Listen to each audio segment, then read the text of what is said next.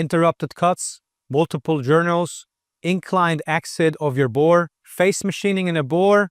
On the drawing, it looks easy, right? But what about in the machine? Let's talk about it.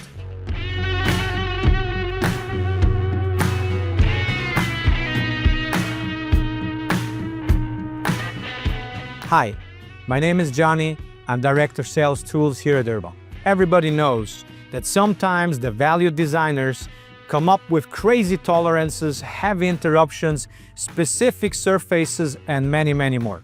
While in R&D and designing, these features are beneficial for the performance of the part and maybe also makes your part stand up against others on the market, someone has to manufacture it. With Urma, you have the right partner for this, because we love to get challenged. But let's talk about what we see on a daily basis in the market and how we solve these challenges. A great example are journals.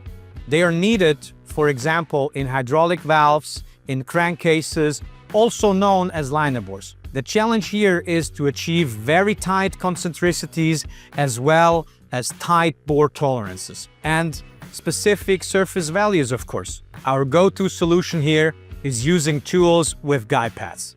The procedure is very straightforward. We prepare the first journal with a pilot.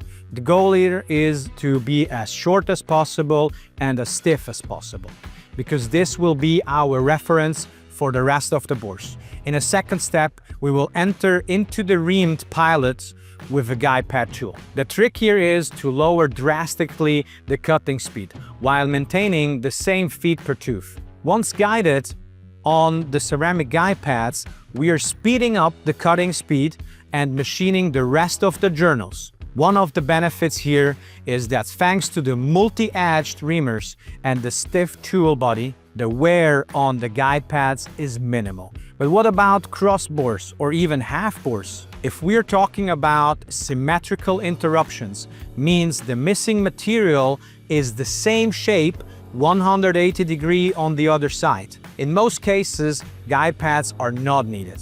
We can address this with steeper geometries which have less radial pressure. What happens when the interruption is uneven? Well, after a certain ratio of about 10 to 20%, either a very stiff setup with a carbide shank and a special geometry is needed, or a guide pad tool becomes necessary.